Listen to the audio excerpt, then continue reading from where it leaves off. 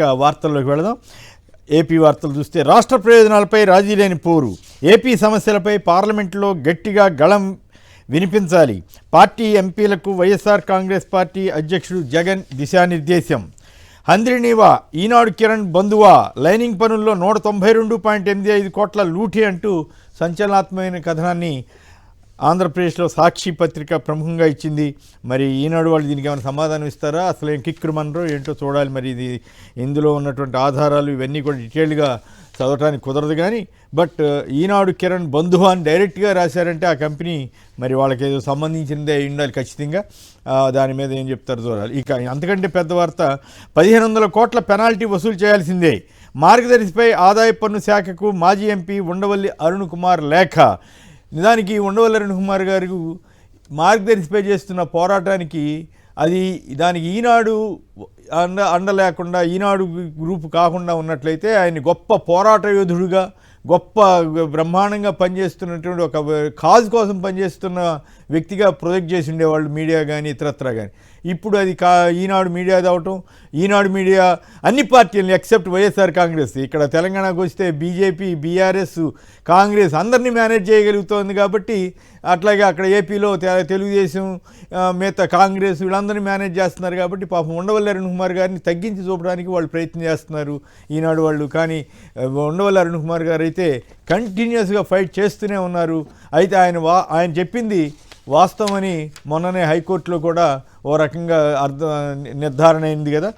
మరి ఏం జరుగుతుందో చూడాలి. ఇక వైఎస్ జగన్ ప్రశ్నలకు సమాధానం చెప్పలేరా, కూటమి ప్రభుత్వానికి బదులిచ్చే ధైర్యం లేదా, నిలదీసిన మాజీ మంత్రి అంబటి రాంబాబు. గంజాయి రహిత రాష్ట్రం ఏమైంది, 100 రోజుల్లో గంజాయి నిర్మూలిస్తామన్నారు, ఇప్పుడు ఎక్కడ పడితే అక్కడ గంజాయి కొకైన్ అమ్ముతున్నారు. మండల్లో ప్రభుత్వాన్ని నిలదీసిన YSR Congress Party. Israel, Pandula Ravindra, Ravibabu, RJ Bharat వీళ్ళందరూ కూడా ప్రశ్నలు వేశారు. లోద్రాతో చంద్రబాబు రహస్య భేటీ, ఎలాగైనా కేసులన్నీ క్లోజ్ అయ్యేలా చూడాలని వినతి. చంద్రబాబు గారు ఢిల్లీ పర్యటన, మామూలుగా అయితే జగన్ గారి మీద ఇష్టం వచ్చినట్టు మాట్లాడుతుంటారు కదా, ఇప్పుడు సమాధానం చెప్పమనండి, ఆయన కేసుల కోసం వెళ్తున్నారా లేకపోతే ఇంకే దేనికోసం వెళ్తున్నారా అని. కుటుంబ నియంత్రణ పైన నా ఆలోచన మారింది, బీహార్ ఉత్తరప్రదేశ్ విధానాన్ని అందరూ అనుసరించాలి. ఈ రిపబ్లికన్ టీవీ లిమిట్లెస్ ఇండియా సదస్సులో సీఎం చంద్రబాబు. ఒకప్పుడేమో బీహార్, ఉత్తరప్రదేశ్ని తెగదిచ్చారు, ఇప్పుడేమో ఆ రకంగానే జనాభా పెరగాలని చెబుతున్నారు. మరి ఏందో ఎట్లవుతుందో ఏంటో. పోసానికి హైకోర్టులో ఊరట, చట్ట ప్రకారం నోటీసులు ఇచ్చి వివరణ తీసుకోండి, పోలీసులకు ధర్మాసనం ఆదేశం. గుడ్లు తేలేస్తున్న అమెరికాలో సైతం కోడిగుడ్లు కొరతంట విపరీతంగా ఏర్పడిందంటే, ధరలు కూడా బాగా పెరిగిపోయాయంట. ఆసక్తికరంగా ఉంది. ఇక బిల్డప్ బాబాయ్ దగ్గరికి వెళ్దాం. ఈనాడు ప్రధానమంత్రి నుంచి పాఠం నేర్చుకున్నా. ప్రధానమంత్రిని బండబూతులు తిట్టిన, ఒకప్పుడు బండబూతులు అంటే వాట్ ఐ మీన్ బూతులని కాదు, టెక్నికల్గా టెర్రరిస్ట్ అని, నా ఉద్దేశంలో అవి కూడా చాలా తీవ్రమైనటువంటి పదాలే. మరి ఇప్పుడు ఏపీలో మనోభావాలు దెబ్బతిన్నాయని పెడుతున్న అనేక కేసులతో పోలిస్తే మరి ప్రధానినే భార్య నేలుకోలేని వారు, అది ఇదని దూషించిన చంద్రబాబు నాయుడు గారు ఇప్పుడు ప్రధానమంత్రి నుంచి పాఠం నేర్చుకున్నా, చేసే పని గురించి ప్రజలకు చెప్పుకోవాలి, అప్పుడే ఓట్లు పడతాయి. రిపబ్లికన్ టీవీ చర్చా కార్యక్రమంలో చంద్రబాబు గారి వ్యాఖ్యలు. సమయాన్ని సద్వినియోగం చేసుకోవడమే కీలకం, చేయగలిగే పనులన్నిటిపై దృష్టి పెట్టాలి. సీఎం చంద్రబాబుకు మాజీ ఉపరాష్ట్రపతి వెంకయ్యనాయుడు సూచన. చేయగలిగే పనులపైన దృష్టి పెట్టాలంటే సూపర్ 6 మొత్తం ఎగ్గొట్టాల్సిందని ఇండైరెక్ట్గా సలహా ఇస్తున్నారా, లేకపోతే ఏంటో మరి ఆయన ఉద్దేశం. రైట్. ఇక ఏపీ భవిష్యత్తు మార్చాలన్నదే ఆయన కల అంటున్నారు. మరి సూపర్ 6 ద్వారా మారుస్తారా లేకపోతే ఎట్లా మారుస్తారో చంద్రబాబు గారు చూడాలి. ఇక విజయవాడ, విశాఖపట్నం మెట్రోలకు 100% సాయం చేయాలి, సాధ్యమైనంత త్వరగా ప్రాజెక్టులను ఆమోదించండి. చంద్రబాబు వినతి. గతంలో పోలిస్తే జగన్ గారి టైంలో వచ్చిన కేంద్ర సాయంతో పోలిస్తే ఇప్పుడు 10,000 కోట్లను 7,000 కోట్లు తగ్గినట్టుగా లెక్కలు చెబుతున్నాయి. అయితే ఇప్పుడు మెట్రోలకి 100% ఇవ్వాలని అడుగుతున్నారు. మరి ఏం ఇస్తే సంతోషమే కానీ ఎంతవరకు ఇస్తారో చూడాలి. జిల్లాల పరిధిలో మహిళలకు ఉచిత బస్సు ప్రయాణం మండలిలో స్పష్టం చేసిన మంత్రి సంజయ్ రాణి. ఇస్తారంట కానీ జిల్లాలకే పరిమితం చేస్తారంట. ఎలక్షన్ ప్రామిసెస్లో అట్లా చెప్పారా? ఏమని చెప్పారు? మొత్తం ఉచిత బస్సు ప్రయాణం. నిన్న జగన్ గారు అన్నారు కదా, మీ అమరావతి కడుతున్నారు కదా, వచ్చి చూద్దామని రాయలసీమ వాళ్ళు అనుకుంటున్నారు, తిరుపతి వెళ్దామని ఉత్తరాంధ్ర వాళ్ళు అనుకుంటున్నారు, వాళ్ళందరికీ అవకాశం ఎప్పుడు ఇస్తారని అడిగినందుకు గాను ఇవాళ కౌన్సిల్లో వచ్చిన సమాధానం ఏంటంటే జిల్లాలకు పరిమితం చేస్తారంట. మరి ఇది వాగ్దాన భంగమా కాదా ఏంటో చూడాలి. ఇక మా మధ్య వైరం వాస్తవమే, పుస్తకావిష్కరణ సభకు చంద్రబాబు రావడం సంతోషం.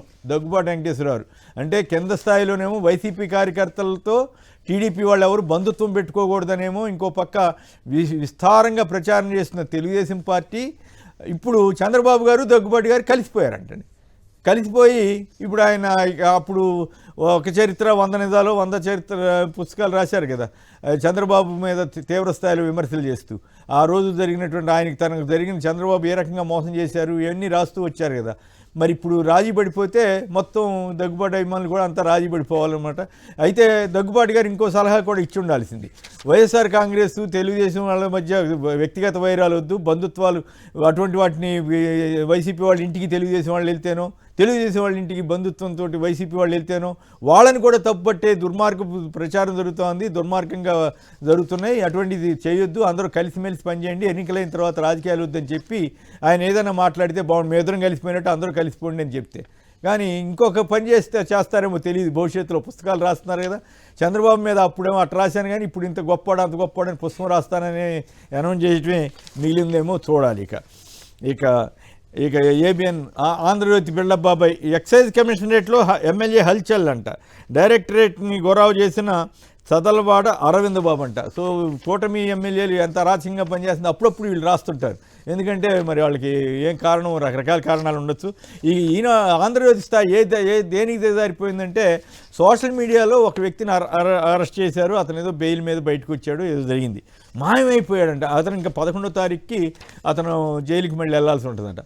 ఈలోపే వార్త ఇస్తే ఇవ్వచ్చు. ఆంధ్రజ్యోతిలో ఫస్ట్ పేజీలో ఎంత పెద్ద వార్త అంటే అది ప్రపంచ సమస్యలాగా రాశారంటే 2000 కోట్లు తిన్నారని ఆరోపణలు వచ్చిన ఆయన ఏపీ గవర్నమెంట్కి సంబంధించిన ఒక ఉద్యోగి పరారైపోతే స్కిల్ స్కామ్లో ఆయన చాలా గొప్పవాడు కింద. ఈ సోషల్ మీడియాలో కొన్ని అభ్యంతరకర వ్యాఖ్యలు చేసిన ఈయన తప్ప మరి కానీ వస్తాడో రాడో నాకు తెలీదు. అంటే నా పాయింట్ ఏంటంటే జర్నలిజం ఎంత నీచ స్థాయికి తీసుకెళ్ళింది. ఇప్పుడు ఈయనకి ఆంధ్రజ్యోతి వాళ్ళకి తేడా ఏముంది ఈ స్థాయిలో వార్తలు ఇస్తే అనేది నా బాధ. కాబట్టి దురదృష్టం ఏంటంటే అసలు అర్థం పర్థం లేకుండా అంత అరాచకంగా మద్దతు ఇచ్చే పరిస్థితికి దిగజారుతోంది ఎల్లో మీడియా అనేదే బాధ. చర్చలపై సర్కారు కన్ను, రాష్ట్ర వ్యాప్తంగా అనుమతుల పరిశీలన, లేని వారిపై చర్యలు డిపిఓలకు లేని వాటిపై పంచాయతీరాజ్ శాఖ ఆదేశాలు. పవన్ కళ్యాణ్ గారి డిపార్ట్మెంట్ అనుకుంటా చర్చలపై కన్నేసిందంట. రాష్ట్ర వ్యాప్తంగా అనుమతుల పరిశీలన అంట. మరి ఇదేం కొంపందో ఏం పాడో. మరి ఆయన ఏమో ఒకసారి ఏమో బాప్టిజం అంటాడు, తన పిల్లలకి ఇది అంటారు, మరి ఇంకోవైపు ఏమో చర్చలపై ఆదేశాలు ఎట్లా ఇచ్చారు, మరి ఆయన ఇచ్చాడో ఆయన తెలియకుండా ఇచ్చారో కానీ ఇది కొంచెం జాగ్రత్తగా. అయితే జనం మాత్రం ఇటువంటి వాటికి స్పందించకుండా పరమత సహనంతో ఉండడం మాత్రం మంచిదని చెప్పాలి.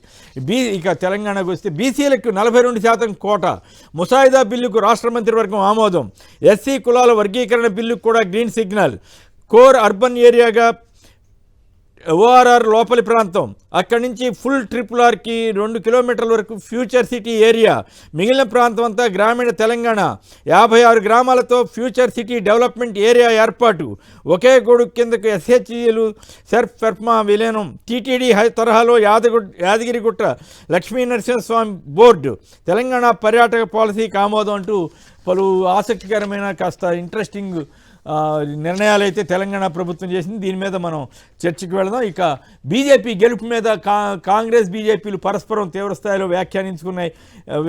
బీజేపీ బీఆర్ఎస్ లోపాయికారి ఒప్పందం అని సీఎం రేవంత్ రెడ్డి గారు వ్యాఖ్యానించారు. పునాదిని మించిన గుంతలోతు, పెను ప్రమాదంలో శ్రీశైలం జలాశయం తక్షణమే అధ్యయనాలు మరమ్మతులు చేపట్టాలన్న NDSA కమిటీ, డ్యామ్ దిగున 120 మీటర్ల లోతైన గుంత ఉన్నట్లు తేల్చిన సర్వే, ఇది డ్యామ్ పునాదుల కింది వరకు విస్తరించిందనే అనుమానాలు. వెంటనే కేంద్ర ప్రభుత్వం కానీ ఏపీ తెలంగాణ ప్రభుత్వాలు అర్జెంటుగా దీని మీద కాన్సన్ట్రేట్ చేస్తే మంచిది. కాంగ్రెస్లో కులాల లెక్కలు, సామాజిక వర్గాల వారీగా కూడికలు, తీసివేతలతో కసరత్తు, ఎమ్మెల్సీ అభ్యర్థులను ఢిల్లీలో తేలుద్దాం, రేపు హస్తినకు సీఎం రేవంత్, బీసీలకు 2 క్యాబినెట్ బెర్తులు కావాలంటున్న తెలంగాణ కాంగ్రెస్ చీఫ్. నిన్న దాని మీద కూడా చర్చలోకి వెళదాం. ఈ బీజేపీది అట్లాగే కేంద్ర రాష్ట్ర మంత్రివర్గం నిర్ణయాల మీద. ఇక నిన్న తనఖా నేడు వేలం, 400 ఎకరాల టీజీఐఐసి భూముల అమ్మకానికి ప్రభుత్వం సన్నద్ధమైంది తెలంగాణలో. గతంలో రేవంత్ రెడ్డి గారు వ్యతిరేకించారు, ఇప్పుడు మళ్ళీ ఆయన ప్రభుత్వమే చేస్తోందంటూ ఒక వార్త నిన్న వచ్చింది. దాంట్లో ఆసక్తికరమైన విషయం ఏంటంటే, చంద్రబాబు గారు ముఖ్యమంత్రిగా ఉన్న రోజుల్లో చివరిలో ఆపద్ధర్మ ముఖ్యమంత్రిగా ఉన్నప్పుడు అక్కడ గజం అప్పటికే విలువ ఉంది 425 ఎకరాల భూమిని 2003లో ఆనాటి సీఎం చంద్రబాబు నేతృత్వంలోని టీడీపీ ప్రభుత్వం ఎకరా 50,000 రూపాయల చొప్పున ఐఎంజీ అకాడమీస్ భారత అనే సంస్థకు విక్రయించేందుకు ఒప్పందం కుదుర్చుకుంది 50,000కి.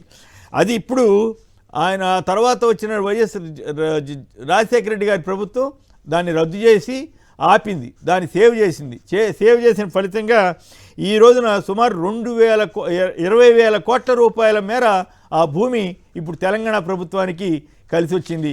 మరి ఇప్పుడు రాజశేఖర రెడ్డి గారు మేలు చేసినట్లా కాదా అనేది జనం ఆలోచించుకోవాలి. చంద్రబాబు గారు ఏ పార్టీ చిత్తశుద్ధితో పనిచేశారు, ఆ రకంగా 50,000కి ఇవ్వబోతే రాజశేఖర రెడ్డి గారు ఆపిన వైనం అది ఇక ఆసక్తికరంగా ఉంది. దాని మీద కూడా మనం మాట్లాడుకుందాం.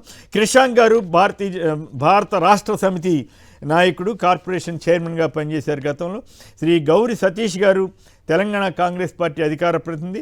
శ్రీ ప్రకాష్ రెడ్డి గారు భారతీయ జనతా పార్టీ రాష్ట్ర కార్యదర్శి. ఇక ముందుగా బీజేపీ ఎమ్మెల్సీ ఎఫెక్ట్ బాగానే ఉందా, గట్టిగానే తగిలిందా కాంగ్రెస్కి దెబ్బ?